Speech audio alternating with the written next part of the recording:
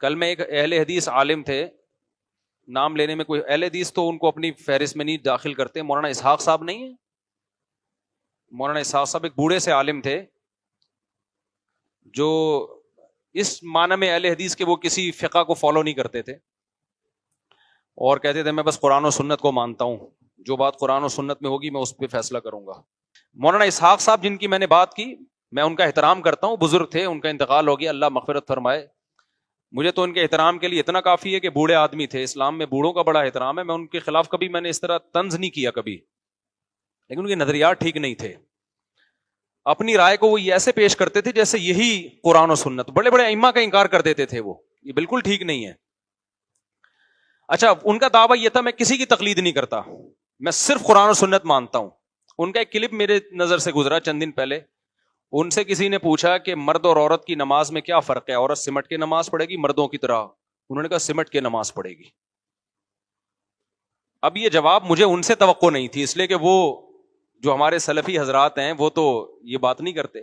پھر انہوں نے مثالیں دینا شروع کر دیں کہ اس پر تو پوری امت کا اجماع رہا ہے کہ عورت کیسے نماز پڑھتی ہے, سمٹ کے پڑھتی ہے. پھر انہوں نے اہل حدیثوں پہ طنز کرنا شروع کر دیا کہ یہ اہل حدیث بھی پہلے اسی کے قائل تھے کہ عورت سمٹ کے, کہہ رہے ہیں ان لوگوں نے اب نیا فتویٰ نکالا ہے. ان کا کلپ مجھے کہیں ملا نا تو میں شیئر کروں گا اس کو, میرے تو نظر سے گزرا, پھر وہ گزر گیا. اب وہ بھی کسی کی تقلید نہیں کرتے, وہ کیا کہہ رہے ہیں عورت کیسے نماز پڑھے گی, سمٹ کے نماز پڑھے گی. مولانا اسحاق صاحب جو تھے نا, ان سے کسی نے پوچھا, یہی طلاق کا مسئلہ آ گیا نا, تو کسی خاتون نے پوچھا 3 طلاقیں کتنی ہوتی ہیں؟ انہوں نے کہا کہ بھائی عبداللہ بن عباس وہ کہہ رہے ہیں 3 ایک ہوتی ہے, بخاری مسلم کی حدیث میں آتا ہے کہ نبی کے دور میں 3 ایک ہوتی تھیں, اور حضرت اکرمہ سے منقول ہے. اتنے بڑے بڑے اسلاف کیا غلط بات کریں گے؟ اتنے بڑے بڑے اسلاف کہہ رہے ہیں کہ 3 کتنی ہوتی ہیں, 1 ہوتی ہے. اتنے بڑے بڑے اسلاف, تو یہ تو مسلک پرستوں کے پھر انہوں نے طنز کرنا شروع کر دیا ہم لوگوں پہ نا, کہ یہ ایسے ویسے. بھائی اتنی نبی کی کا قول آ گیا, وہ تو حضرت عمر نے طلاق کی روک تھام کے لیے قانون بنا دیا تھا تو 3 کو 3 کر دیا تھا, ورنہ اتنے بڑے بڑے لوگ. نیچے لوگوں نے کمنٹس کیے ہوئے کہ یہ ہیں قرآن و سنت کے متبعین, یہ ہیں اصل. اور پھر ہم لوگ کو برا بلا کہا ہوا ہے کہ یہ آج کل کے مولوی اپنی دکانیں منجن بیچ رہے ہیں. میں نے کہا یار کتنی بڑی جہالت ہے لوگوں کی کہ جو شخص یوٹیوب پہ جو بھی دعویٰ کر لے, لوگ اس کی دعوے کی تحقیق نہیں کرتے کہ یہ حضرت صحیح کہہ بھی رہے ہیں کہ نہیں کہہ رہے. یہ جو انہوں نے ان ائمہ کی طرف منسوب کر دیا, یہ نسبت بھی ٹھیک ہے یا نہیں ہے؟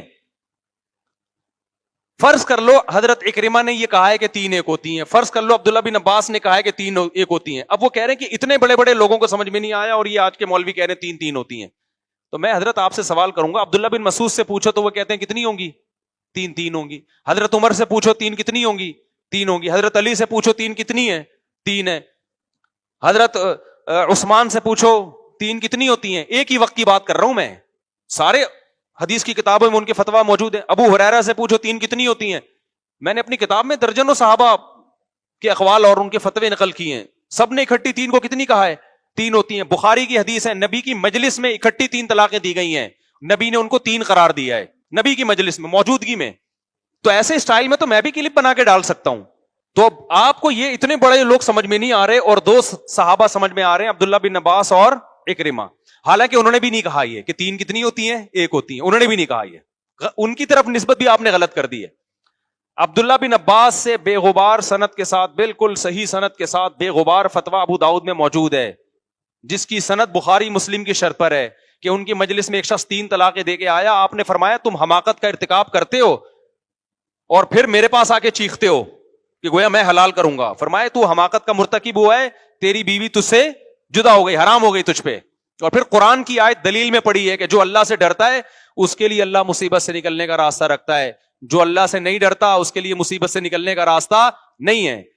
تو مجھے مولانا اسحاق صاحب پہ تعجب نہیں ہے, مجھے آج کے لوگوں پہ تعجب ہے کہ تم ابو حنیفہ, شافعی, احمد بن حنبل اور امام مالک جیسے لوگوں کو جب چھوڑو گے نا میرے بھائی, تو قرآن و سنت کے نام پہ تمہارے سامنے ٹھیک ٹھاک طریقے سے منجن بیچا جائے گا اور تمہیں ٹوپیاں کرائی جائیں گی. تمہیں کیا پتا عبداللہ بن عباس نے سچی مچی میں کیا کہا ہے, وہ تو ہم سے پوچھو گے تو پتا چلے گا نا, لیکن پوچھتے بھی نہیں ہے. میرا جب کوئی کلپ آتا ہے تو کتنے لوگوں نے کمنٹس کیے ہوتے ہیں بھائی یہ تو حنفی ہے, یہ تو حنفیت کا منجن بیچے گا. او بھائی جان ہم حنفیت کا منجن نہیں بیچتے, ہم تو امام شافعی کو بھی ٹھیک کہتے ہیں, امام مالک کو بھی ٹھیک کہتے ہیں. اگر ہم منجن بیچنے والے ہوتے ہم کہتے ہیں صرف ہم ہی ٹھیک ہیں باقی سب جہنم میں جائیں گے. منجن وہ لوگ بیچ رہے ہیں جو کہتے ہیں میں ٹھیک ہوں باقی سارے کیا ہیں, غلط ہیں, اور آپ کو ان مجتہدین سے ہٹا رہے ہیں.